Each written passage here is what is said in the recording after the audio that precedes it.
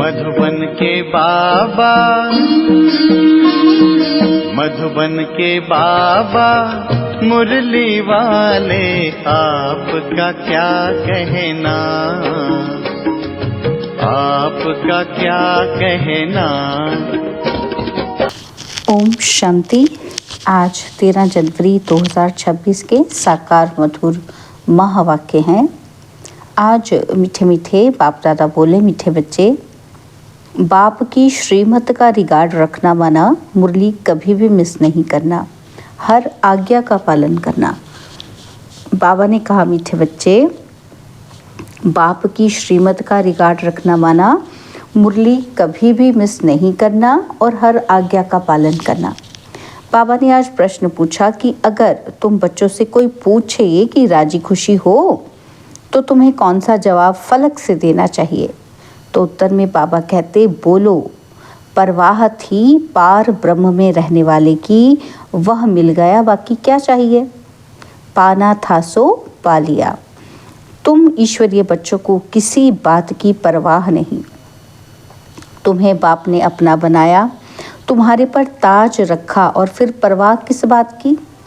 ओम शांति।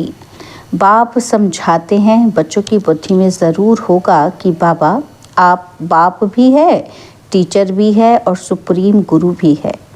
इसी याद में ज़रूर होंगे। यह याद कभी कोई सिखला भी नहीं सकते। बाप ही कल्प कल्प आकर सिखलाते हैं। वही ज्ञान सागर पतित पावन भी है। वह बाप भी है, टीचर भी है और गुरु भी है। यह अब समझा जाता है, जबकि ज्ञान का तीसरा नेत्र मिला है। बच्चे भल समझते तो होंगे, परंतु बाप को ही भूल जाते हैं तो टीचर गुरु फिर कैसे याद आएगा।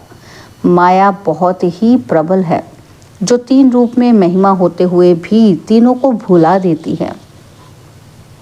इतनी सर्वशक्तिमान है। बच्चे भी लिखते हैं कि बाबा हम भूल जाते हैं। माया ऐसी प्रबल है, ड्रामा अनुसार है बहुत सहज।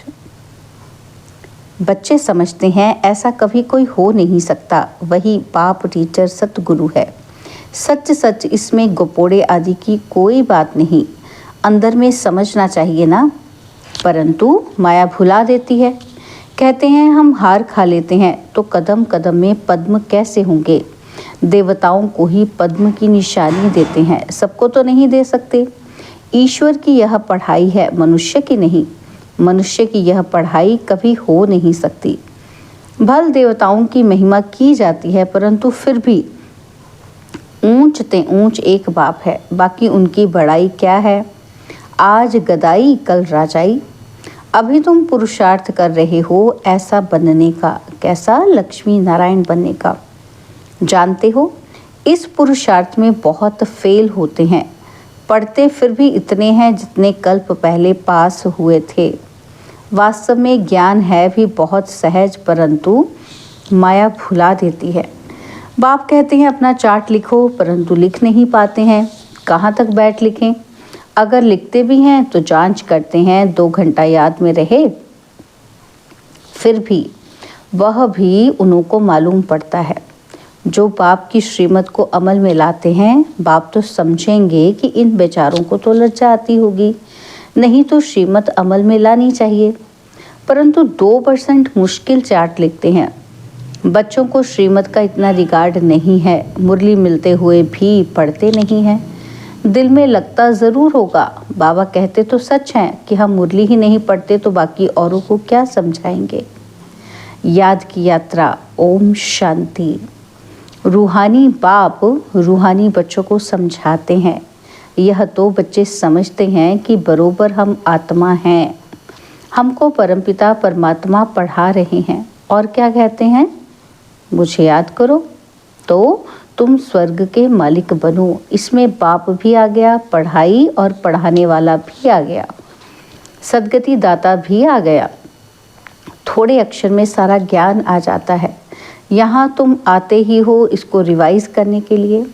बाप भी यही समझाते हैं, क्योंकि तुम खुद कहते हो कि हम भूल जाते हैं, इसलिए यहाँ आते हो रिवाइज करने।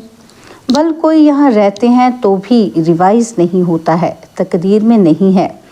तदबीर तो बाप कराते ही हैं, तदबीर कराने वाला एक बाप ही है। इसमें कोई के पास खातरी भी नहीं हो सकती।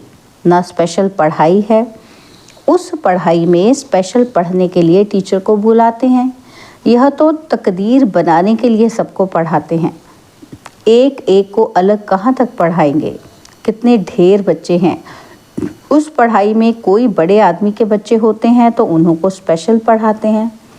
टीचर जानते हैं कि ये डल है, इसलिए उनको स्कॉलरशिप लायक बनाते हैं। यह बाप ऐसे नहीं करते हैं, यह तो एक रस सबको पढ़ाते हैं।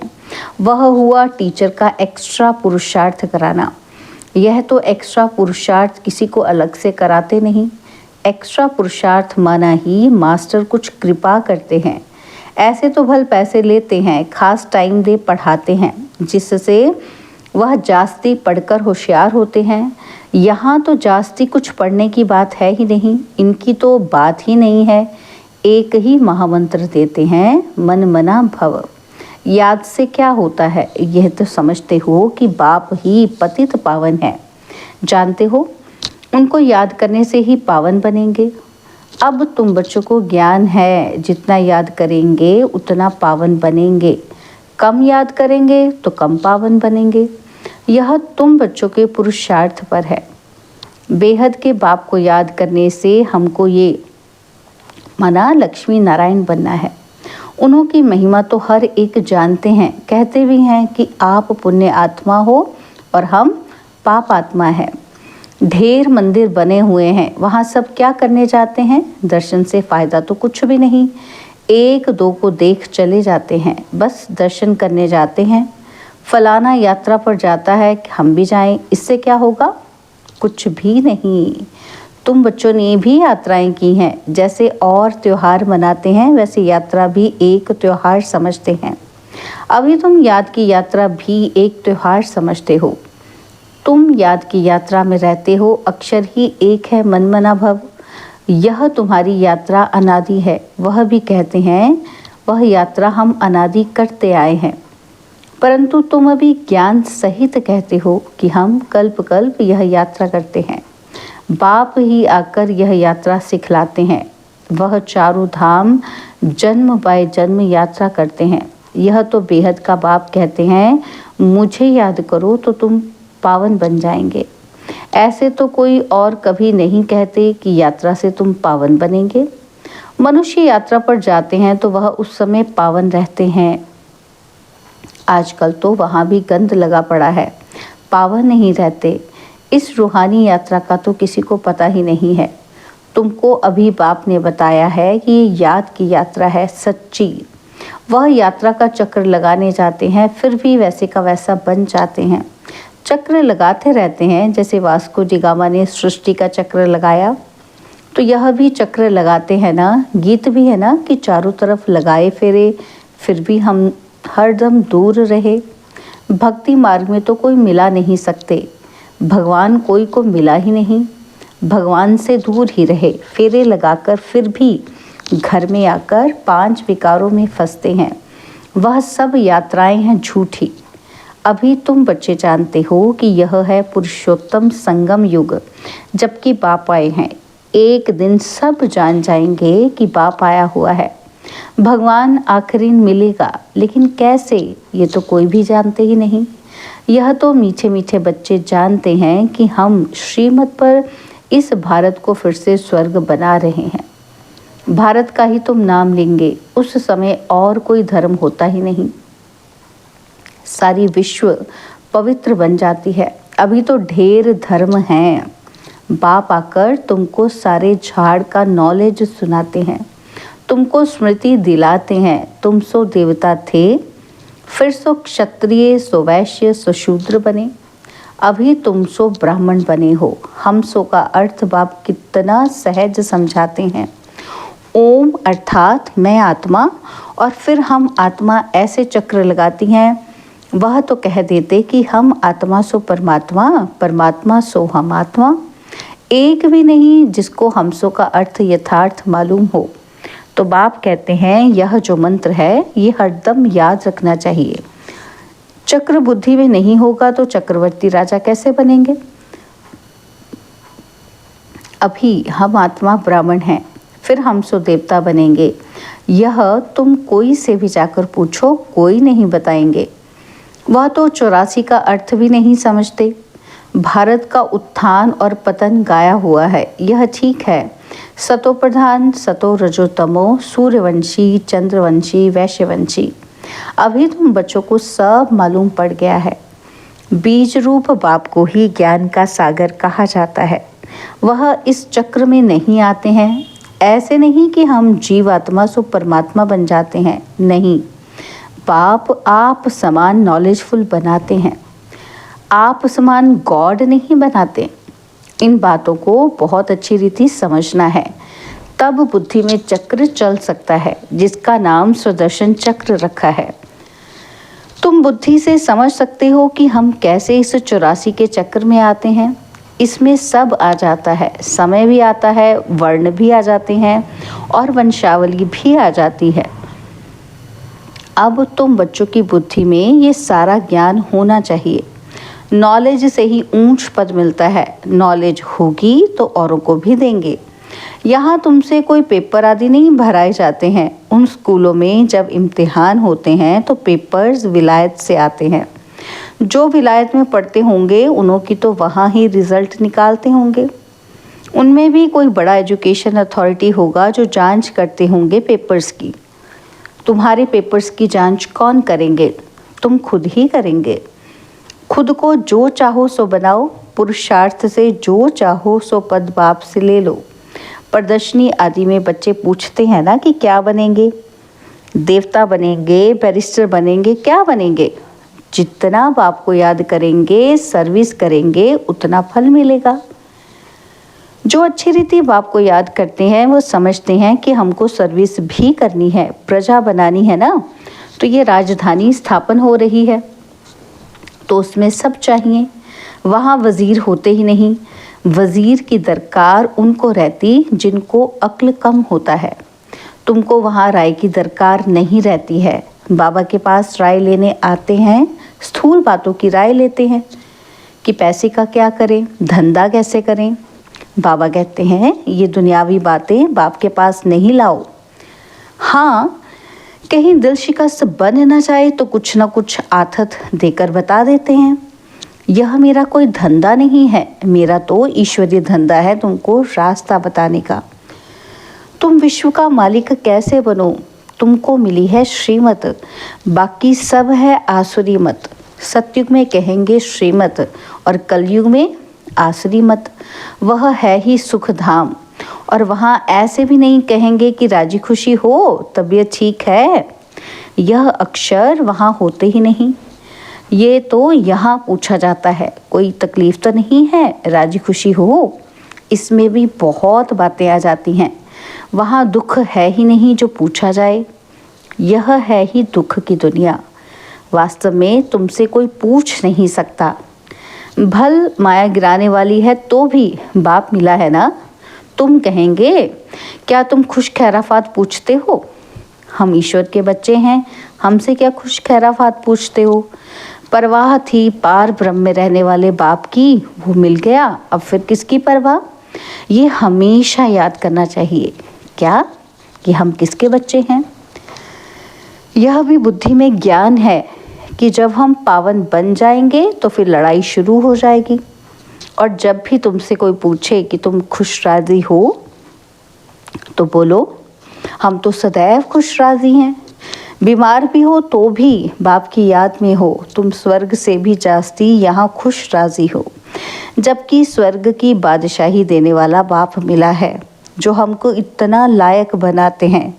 तो हमको क्या परवाह रखी है? ईश्वर के बच्चों को क्या परवाह? वहाँ देवताओं को भी परवाह नहीं। देवताओं के ऊपर तो है ईश्वर, तो ईश्वर के बच्चों को क्या परवाह हो सकती है। बाबा हमको पढ़ाते हैं, बाबा हमारा टीचर सतगुरु है। बाबा हमारे ऊपर ताज रख रहे हैं, हम ताजधारी बन रहे हैं। तुम जानते हो हमको विश्व का ताज कैसे मिलता है?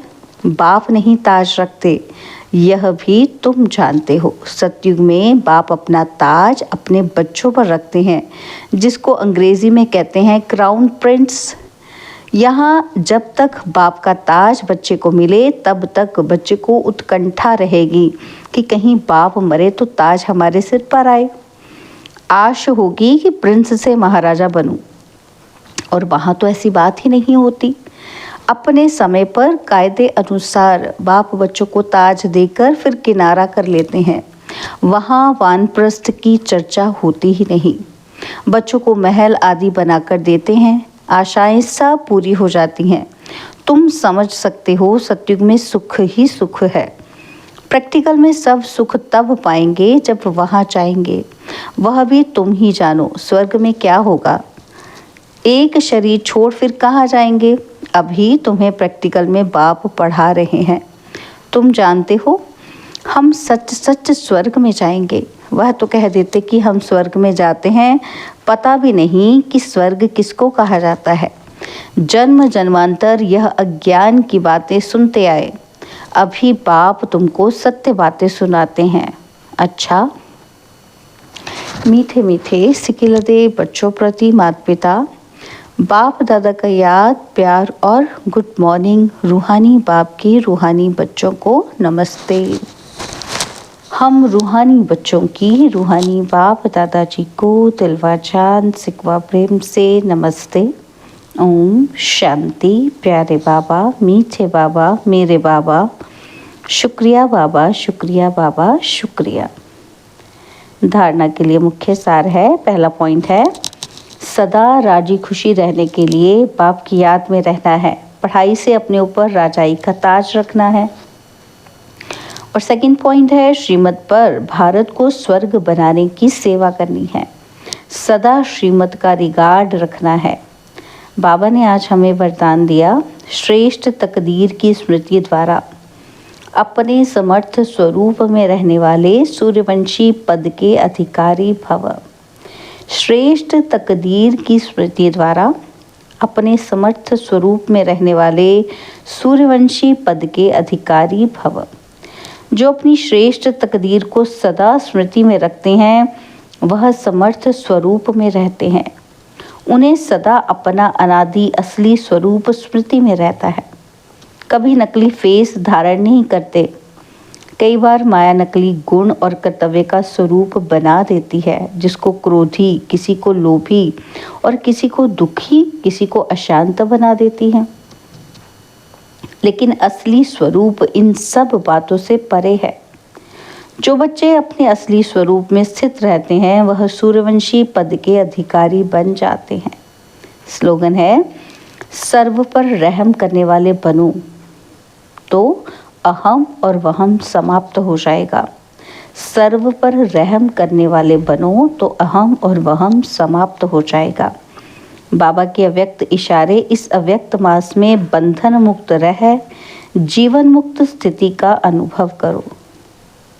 बंधन मुक्त रह जीवन मुक्त स्थिति का अनुभव करो। बाबा ने समझाया कि जब आपकी रचना कमल पुष्प जल में रहते जल के बंधन से मुक्त है, तो जब रचना में ये विशेषता है तो क्या मास्टर रचना में नहीं हो सकती। तो जब कभी बंधन में फंस जाओ तो अपने सामने कमल पुष्प का दृष्टांत रखो कि जब कमल पुष्प न्यारा प्यारा बन सकता है तो क्या मास्टर सर्वशक्तिवान नहीं बन सकते।